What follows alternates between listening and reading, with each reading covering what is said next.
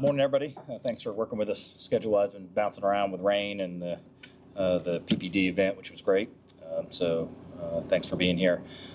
First, obviously, very excited. We wanted Keyla to win the whole thing, but excited for what an amazing performance. Top 3 out of 224,000 auditions.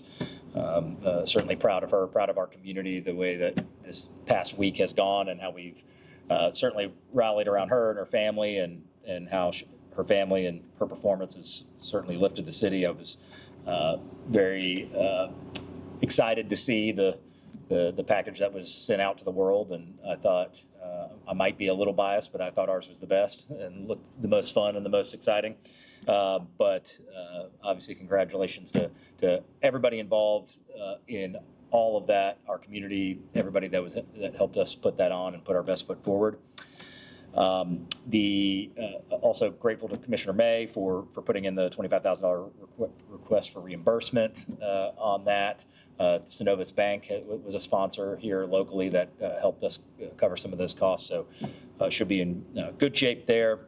And then lastly, as of this morning, I was texting with Keyla's dad this morning about when they're coming back, and really it started yesterday just about what kind of celebration can we have, and he said, well, we land at 3:27 today at Pensacola International Airport. So I said, well, we'll start with that. So we've gotten the word out. Our airport team is ready. I think they got the water cannons ready to go to welcome her and her family home.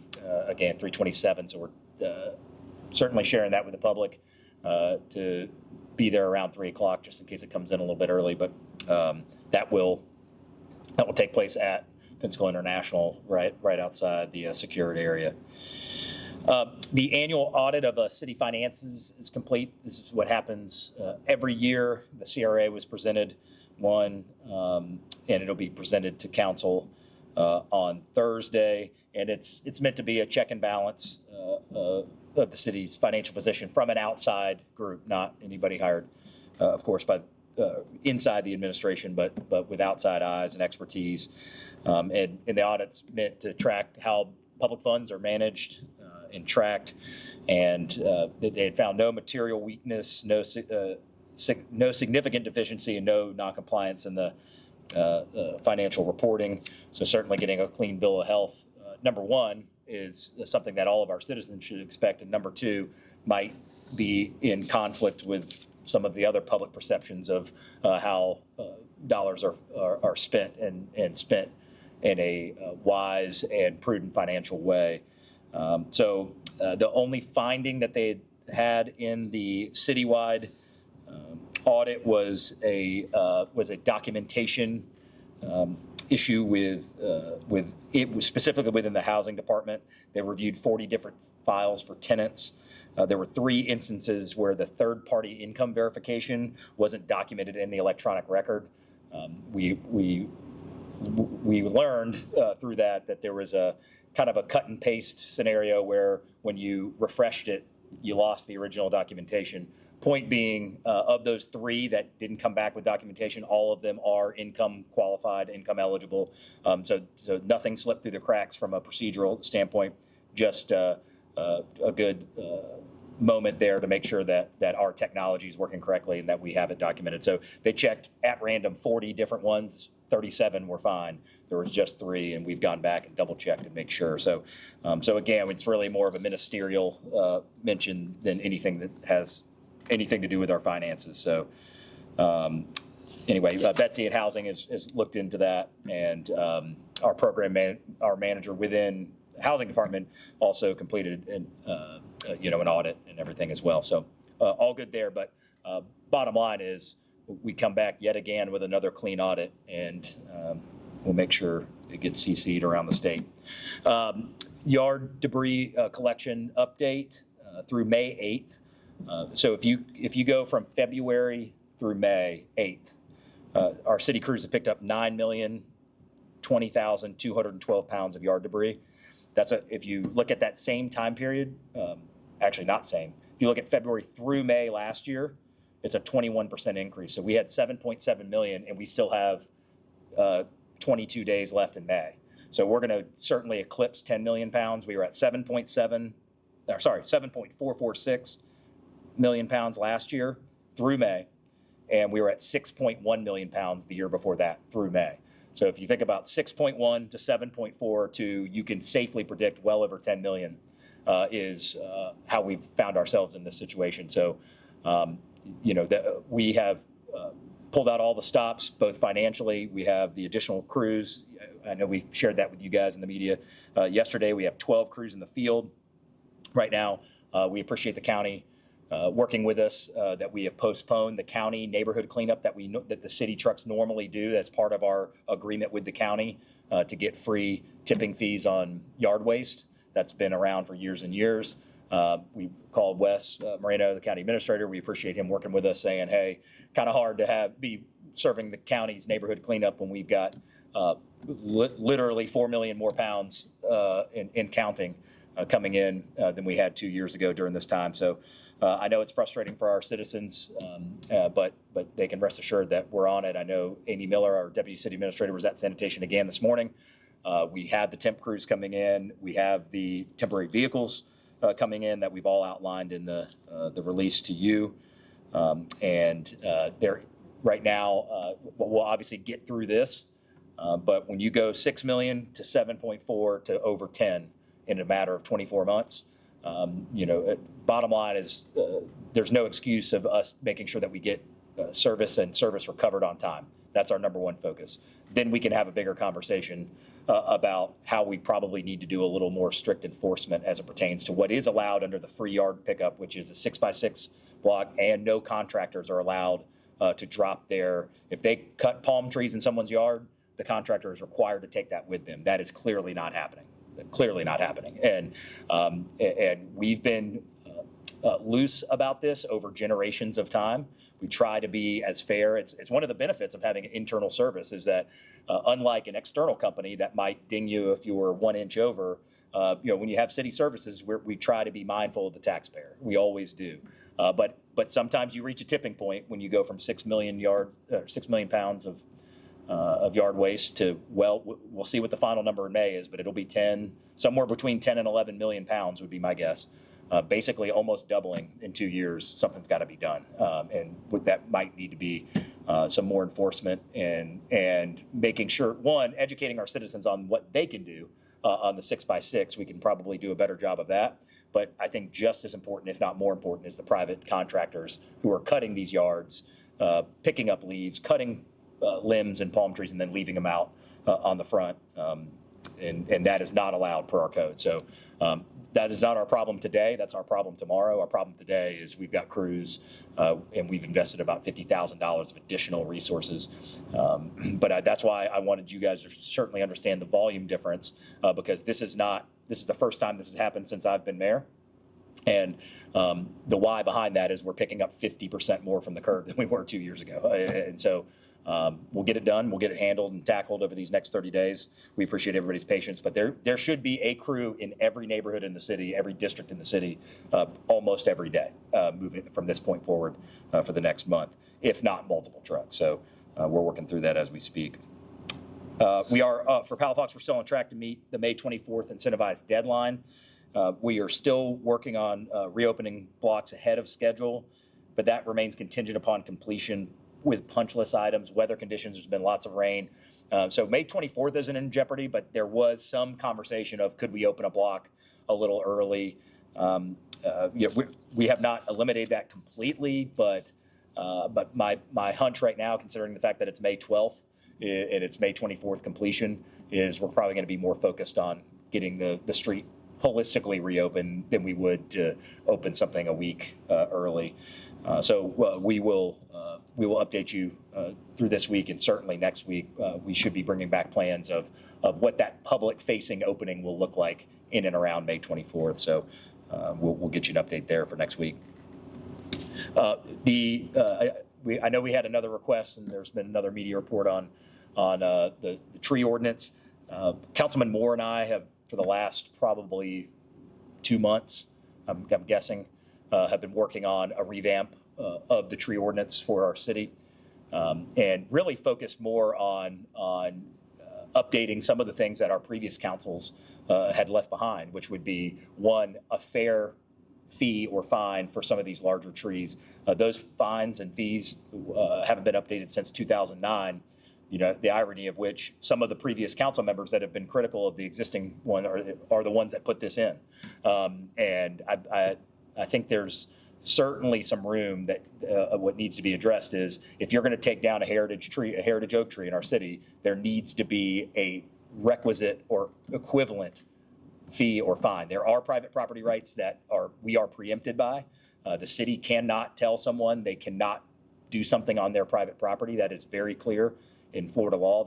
And I think that is probably the biggest misperception about our tree ordinance, is that somehow in city code we could stop people from building. But we are looking at not just at fees and fines, we are also looking at as a whole. So our city attorney's office has been working diligently back and forth. I had a meeting with Nanette Chandler on this several weeks back as well. So Councilman Moore and I are taking this very seriously, and we're going to see what we can do to be able to enhance it and find a more equitable medium between losing our best heritage trees.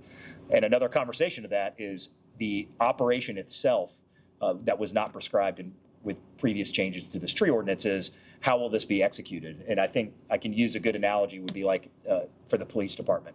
If we're going to put a new rule of the city and put a new fine in place, one of the questions before you do that is, how do you enforce it? I don't think when this was revamped several years ago that there was a lot of questions asked about how you could consistently enforce this. And so that needs to be a companion conversation with our council to bring forward this tree ordinance. This proposed tree ordinance would be, here's the ordinance and here's what it's going to take to actually enforce this ordinance. Having enough people in place, having fines and fees, having tree planting trust fund money that's sitting unused. How do we actually collect this and execute this as a whole? So more to come on that. I think Councilman Moore and I will have probably a brief early next week with City Attorney's Office to go through. I had asked them to go look at what the fee structures and fine structures were around the state of Florida to make sure that what we are offering to our citizens is fair and has some precedent. So we're working through that, and again, more to come. We have a new assistant parks director, that Joel Holmes. He's currently with the Bainbridge Parks Authority. He'll be joining our team later this month, and his first day is May 26th. And he brings more than 25 years of Parks and Rec experience to the City of Pensacola, including nearly two decades in executive and director level leadership roles, including being a Parks and Rec director.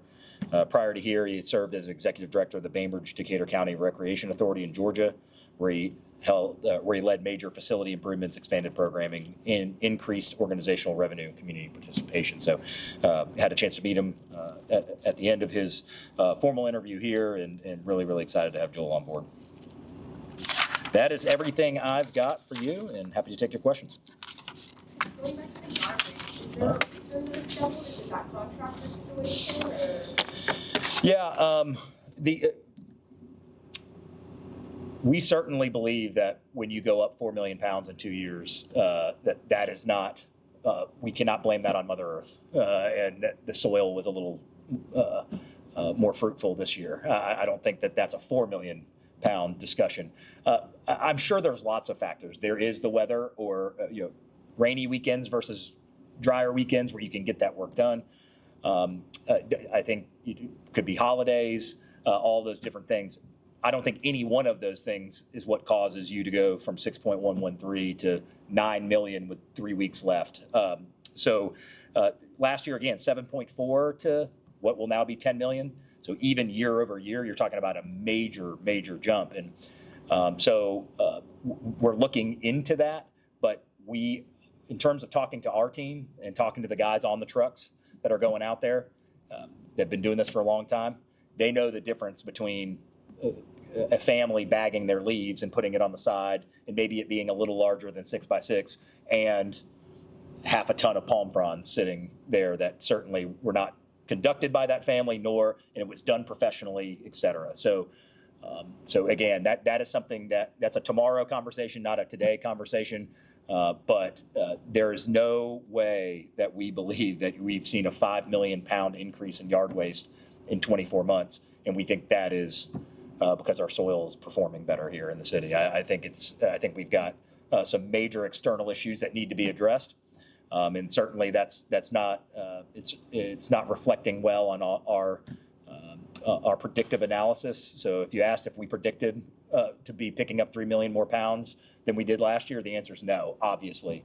But citizens have an experience with their parks, with their sanitation, with their public safety, and they have an expectation. And the bottom line expectation is that these things get picked up free of charge and they get picked up on time. So the buck stops with us on that. But it's certainly, I do want to convey to our citizens, this isn't a massively unforeseen increase in volume. This is not complacency.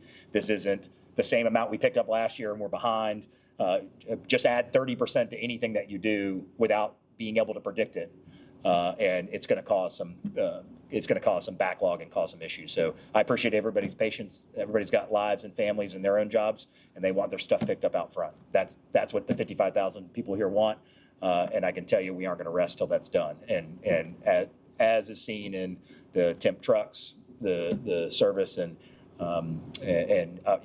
this is going to be a daily update from. In fact, we've been getting daily updates of just the pickup. I have been getting them personally as well on how many hundreds of thousands of pounds or tens of thousands of pounds are being picked up each day. So that's how on top of it that we are trying to be. But this will not recover on its own with our normal setup.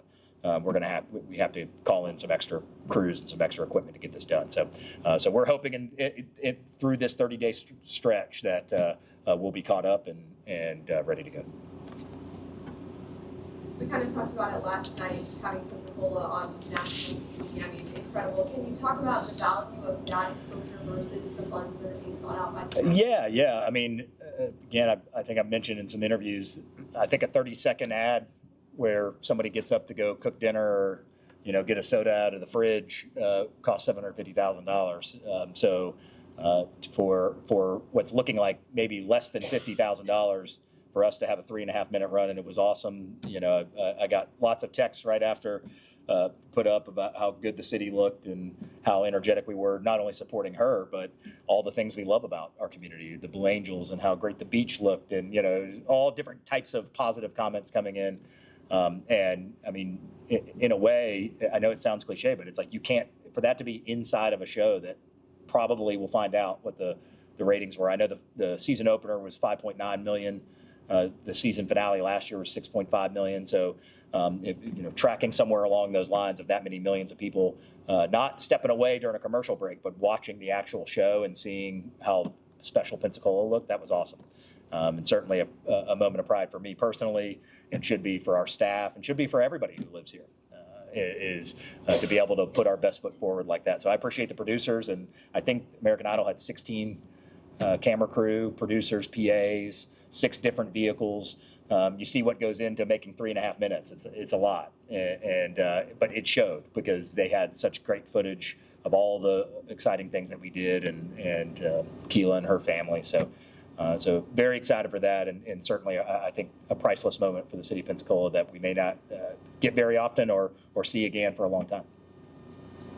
Mayor, you sent a letter to the fiber optic installers recently. Have you gotten any feedback, any data that your fire for effect actually accomplished something? Well,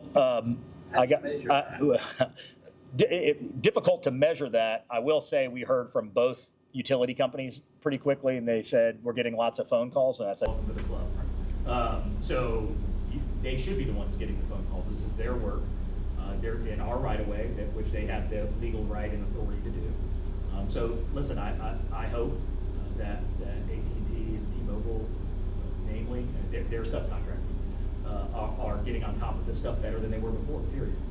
And that's why we sent the letter is we're not hoping that they hear through the grapevine that we have a higher expectation of what they're going to do. They're going to hear straight from us. So we have posted those phone numbers and those contacts, both in the letter and publicly.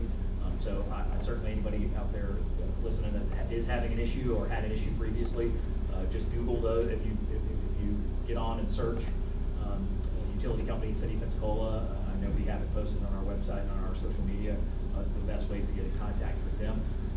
And I hope that encourage our citizens to be doing that, because yes, providing a service, it is a valuable service for us to get better fiber and faster internet, more accessible internet to every corner of our city is certainly a benefit, but not the detriment of tearing up yards and sprinkler systems and sewer lines to do so. I don't think we have an unfair expectation. I think we have a very fair expectation, which is thank you for putting in this additional service, but we would like our yards back the way they were. We would like our sewer lines to not back up, and we would like our sprinkler systems to work the way they did before you got here. So if you are not experiencing that as a citizen, I certainly encourage you to reach out to them directly and make sure that it is known. So I don't have any data other than to say I think the message has been delivered. There's been additional requests from C-suite leadership in some of these to meet with us directly. I can say the letter has been received. And let's just, now is the most important part is let's see how we respond with action. So I'm encouraged by the fact that they are getting more phone calls, that they are receiving those, and that they're being proactive, wanting to work with us. And we'll see how it goes. Mayor, Rick Outson reported here this week that you had sent a letter to one of the commissioners' aides regarding the library governance issue. And his reporting, last time I looked, was pending a reply from you.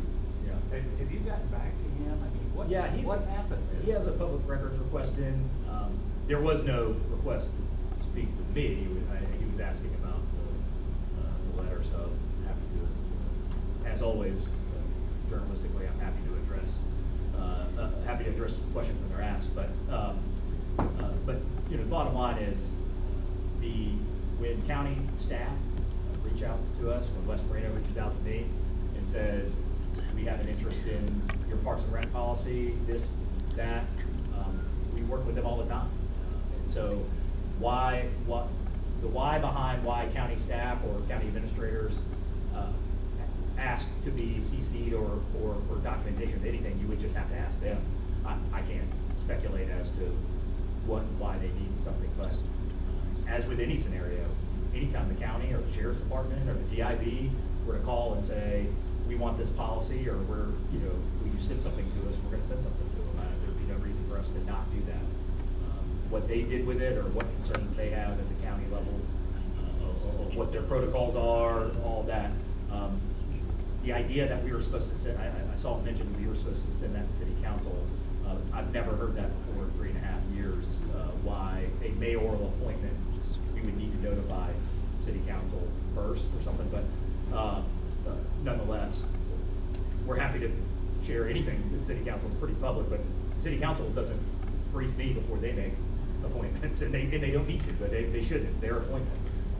So I was confused by that, but nonetheless, yes, there was a request from a county staff member for formal documentation of that change, and you'll have to ask them what they did with it or what they wanted to do with it. But 100 times out of 100, if county staff asks us a question that it's something that we can be helpful with, we're going to do that.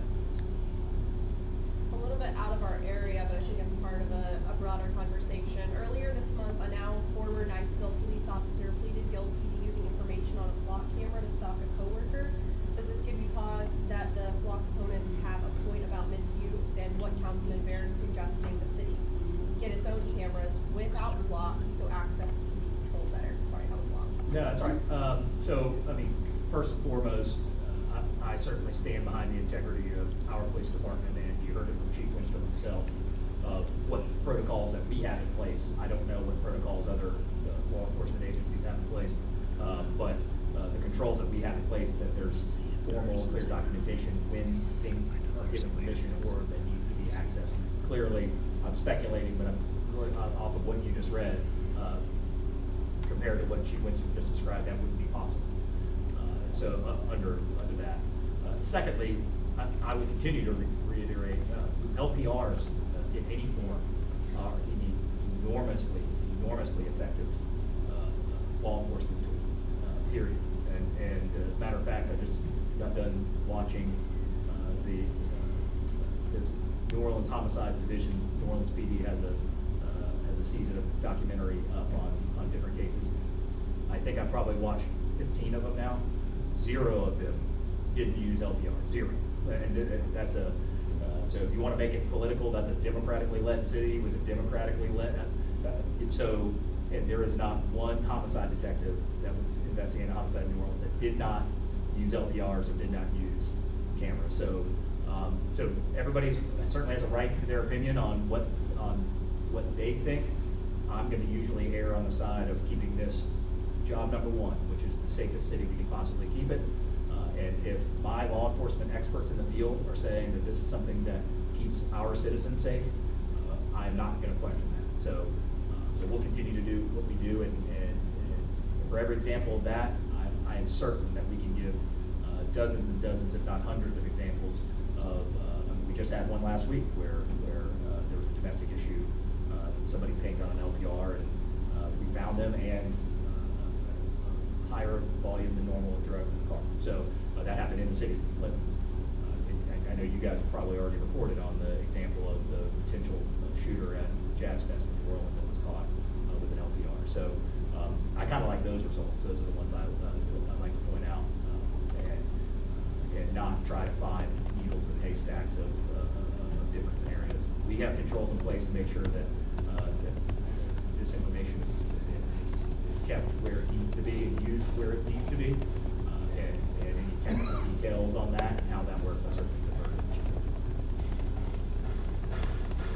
Monday, Bruce Tate from Open Doors Yes. gave a presentation at Agenda Review. He said there have been 1,500 evictions since January. Did that or anything he say shock or surprise you? And is there more that you think the city and county government can or should be doing to help out with homelessness in the area? Yeah, so, I mean, obviously that's an enormous number. I mean, and let me back up and say, I'm very grateful to have Bruce here, who brings a wealth of experience on running a COC. And I've been at the forefront of really trying to help overhaul our COC. I felt while there was good people leading it, that we were certainly behind in the amount of dollars that we had coming in. If you go compare what our PIN count was to a couple of years ago to how much actual dollars were coming in to help decrease homelessness, we were deficient by a wide margin. So I've had meetings with Bruce personally. As many of you may know, I've been and lived in a household around this issue my entire life. So it's something that certainly we take seriously, but it's also something that I think citizens need to understand cannot be solved solely by any form of government. That this is going to take the philanthropic community, it's going to take our faith community, and they already are doing great work. We have the tiny homes over there with the diocese, with the Catholic Charities, 9 tiny homes that would be affordable for seniors. If you are going to wait on city government or county government in the budgets that are available to solve this, that will not happen. We need to be a very vital piece to that, and we need to enable, and I thought it was a good comment. I mean, it's CRA, is that something that we want to get involved in? I went, low barrier shelters was mentioned, I went and conducted a study on, to bring someone who's run a successful low barrier shelter in Florida, and came and spoke here, gave us a report. Unfortunately, the report says it takes millions of dollars of recurring revenue to be able to fund it, which means that that's going to have to be our hospital systems helping. That if they want less people in the emergency room, then they need to probably help keep people off the street, keep them cared for. So it is a very, very complex topic. The city government and the county government always are going to play an integral role in that. Councilwoman Patton is on that board, the oversight board that didn't exist 2 years ago. So frankly, the city government and county government didn't even have a seat at the table with the COC officially until this overhaul took place, which was really thanks in part to Dr. Savage coming in. We invited him in to have that joint meeting about and take a look at what was happening here, and he saw some of those deficiencies and helped us correct some of those deficiencies. So this has been a long process to even get Bruce here and get our COC in a less siloed and more strengthened position to be able to help. So my confidence in our COC has never been higher since I've been there, and probably well before that, being involved, or at least familial. My mom being so directly involved in reducing homeless here for 35 years. And so I'm certainly at the ready to do what we can do and to support what we can do to help eliminate as much homelessness as we can here in our city. So lastly, I mentioned during the meeting, but a perfect example, when I met with Bruce, there were some issues that our COC was behind on in terms of performance and reporting for the Department of Children and Families in Tallahassee. I just so happened, Secretary Hatch, who runs all of DCF, is a close friend. So I went to meet with her ultimately on the COC's behalf, not officially, but just to say, hey, I've got a relationship that can help clear these things up and get our COC in a better position than it was historically. And I'm so appreciative. I met with Secretary Hatch in Tallahassee. She brought her entire cabinet to this meeting. It's me and one other person from the City of Pensacola, and there's 8 people from DCF being like, how can we help? And so grateful for that relationship. I'm grateful for them to step up and look forward to helping continue to foster that relationship, because what DCF does is so vital, and their funding streams are so vital to helping reduce homelessness in our city and our region. So very encouraged about where we are right now, and at the ready to help. Mayor, what's the latest on the turn sheet with Birdon and Triumph? We actually have a meeting about that today, maybe today or tomorrow. There's complexity always when it's, because it's kind of a 3-part negotiation, right? There's Triumph and us and Birdon. Yeah, so everybody's kind of got to be on the same page about definitions and language, and because whatever lease that we have with Birdon at the city has to be approved by Triumph, obviously. So we're working through that. We should be getting closer to the end, but I mean, I do know we have some substantive things to work through. So I'm waiting on a brief from Adam and David, and so we talked about it for a second, but ran out of time yesterday, and I think we have a meeting. It was interesting, maybe 10 days or so ago, Birdon held a press conference in Washington, Yeah. Defense Forum, and the trade press was excited about it because they tied the deal at your port, the Port of Pensacola, to a autonomous bid that Birdon has partnered with some AI people with, and it seemed to tie it all to what happens in Pensacola now. May have been a stretch. Birdon never said that's what we're gonna do. Right. They stuck with the 400-foot ships, submarine modules. But have you heard any more about that from Birdon? Yeah, That you can talk about? I think what I can say generally is I think the normal relationship between Birdon is going to apply for work, and they need a place to conduct that work, and that's ultimately what they're turning to partner with us on, is a $104 million building, 400,000 square feet on our port. And yeah, you'd have to leave it to the ship experts and what contracts come up when in terms of what they will be doing.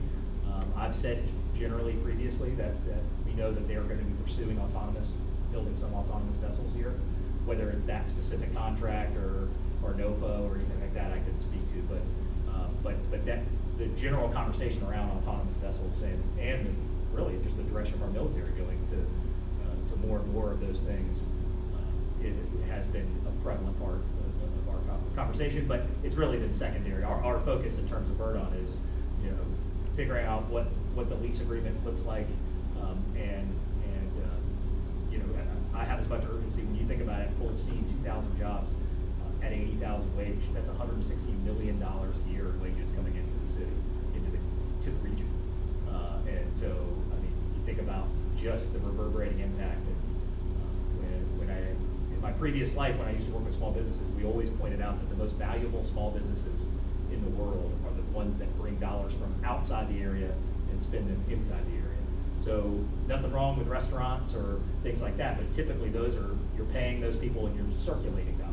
When you're bringing $160 million a year of money that would not otherwise be in the city, and it's getting injected into rents, into groceries, into restaurants and things like that, that is such a huge win for a community. And sometimes we don't look at it that way. Outside dollars coming in have such an exponential value that even compared to business that that kind of supports itself within a community. So looking forward to seeing if we get that thing landed, and it's just a matter of working through those final details. It just seems to me that when we did the press conference down at the port, the whole idea was the workforce development part of this, we were prepared for. University of West Florida, Pensacola State College, everybody was going to chip in. Now we're talking autonomous deals. It sort of moves the ball down the field a little bit in terms of workforce skills needed, how they integrate that into this. And from the ST experience, we learned that could be a showstopper. Yep. In many regards. Are you still confident that the team is, on the workforce development side, is focused on the ball here, on the big picture? Yeah, well, I certainly am. I just had another meeting, and there's parties invested in that, even beyond the obvious ones, like the city, like Birdon. This whole corridor, if you go over to Mississippi, you go up and down this region, I think we have such a golden opportunity to be a maritime prosperity zone federally. You've seen the Trump administration already take action in saying, hey, this shipbuilding thing's not moving fast enough. But the very real, not to even call it step 2 is probably the lesson we learned. It's step 1A is to be able to build as much infrastructure as we can to equip Pensacolians or people around this region to be able to take these jobs at Birdon and otherwise. So that is a very real step for us beyond just getting this lease done and getting this contract done is how are we gonna flood the system? How are we gonna get our kids graduating from our high schools into these $80,000 a year jobs? And I think we've generationally learned a lesson from the last major economic development project here. That lesson was we probably waited too long to get all of that infrastructure in place. I'm certainly proud that we've got that going now with Pensacola State and over these last few years. But we don't want that to repeat itself where there's this lag time between getting people trained up. But that is a very real challenge. And that's a very real challenge across the state of Florida. That's not unique to Pensacola. I think as all this shipbuilding starts up, there's lots of questions being asked in Washington, D.C., and Tallahassee, and other places about getting these jobs filled. The good news is, it's still, there's such demand around the country as well that we also think that the resources, the realization of that need and the resources that will follow, we feel like are going to be coming down the pike as well. So there's the plus and minus, I guess, John. You know, on one hand, we got to solve this problem and be able to do it so we can fill these jobs. But I am confident that from the federal government down, there is a stark realization of those jobs needing to be filled. And so I feel pretty bullish on the idea that will be recognized by all parties and whatever funding and infrastructure it may take to put in that type of work, that it'll be available. But in the short term, I actually have a meeting set up with Pensacola State, UWF, and others to kind of really just roundtable the thing and say, you know, what does this look like? What ideas do you have? Pensacola State especially, not that UWF hasn't. We've got a great relationship with both, but Pensacola State, man, they are as nimble as it gets. When we say we need a MRO on site, they say, you know, where do we want to build it? You know, and so we've had a great track record with working with Pensacola State and UWF on filling those needs, and so it is on our radar. In fact, again, my next interaction with this topic will be a meeting that I've requested that we get all of the parties around the table, and if nothing else, start to kind of spitball where we need to go. Anything else? All right, thanks, guys.